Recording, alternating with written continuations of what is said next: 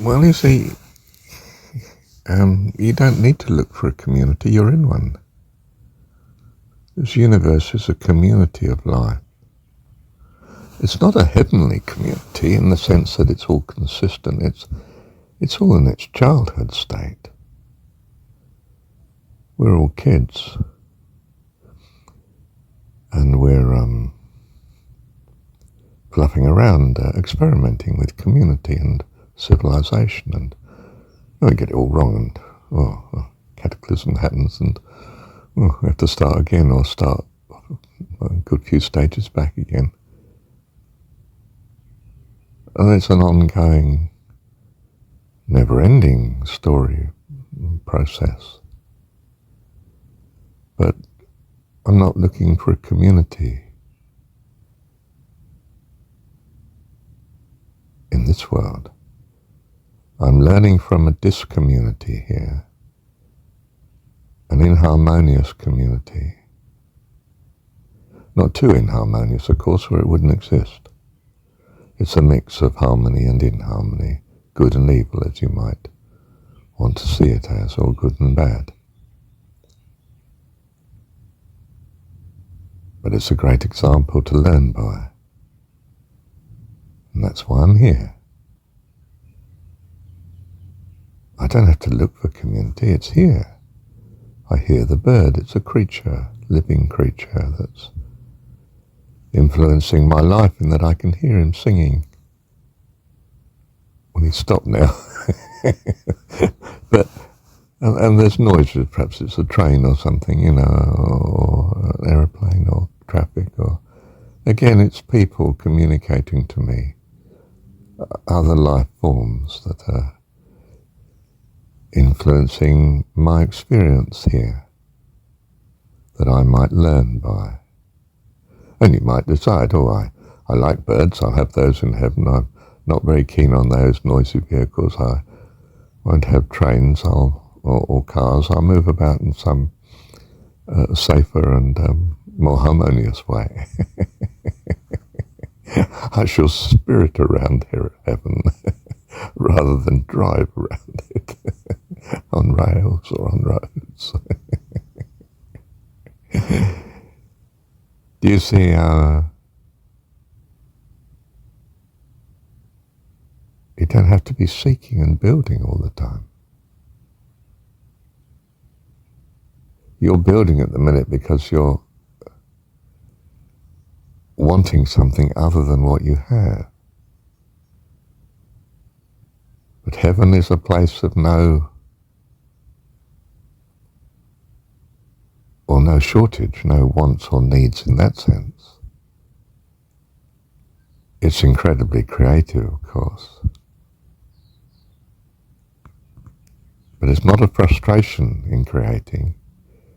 It's an incredible joy in creating. You see, God loves his creation, or he'd stop creating it.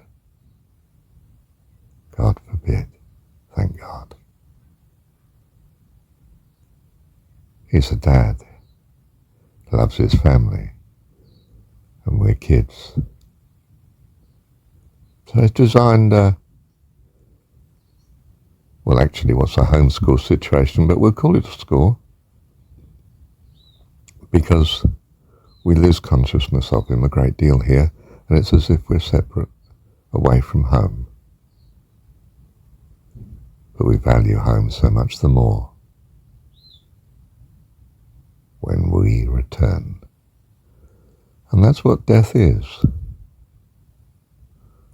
contrary to secular belief. And it is belief. Secular belief is that there is nothing afterwards. It's a belief. They couldn't possibly know because they're children.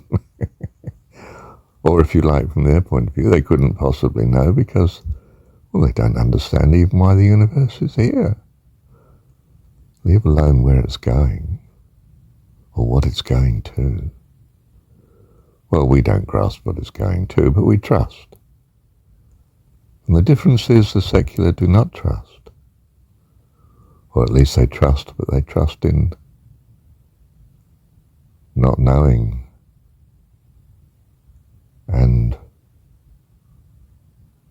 worrying about a future instead of trusting about a future. And they find this worry is a great burden to them. So, of course, the jester suggests that you stop worrying. If it's a burden, stop doing it. You don't have to worry, just choose not to.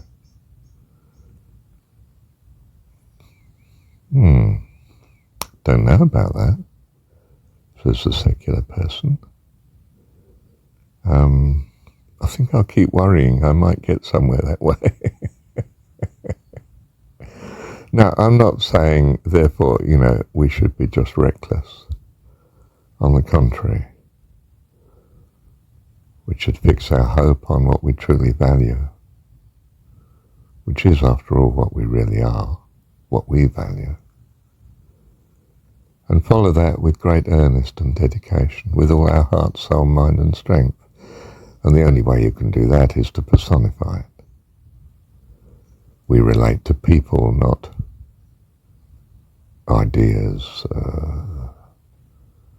or things or matter or material. We actually really love and delight in playing with other people because we're kids.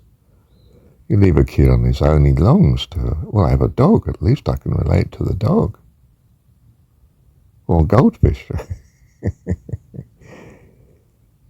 And perhaps I will talk to it and play with sister after all, because at least she's company. And so you're playing with each other in the garden. How lovely. Bless you. Now try and do it harmoniously, would you? Because I love you both. Yeah, yes. Okay. But they forget.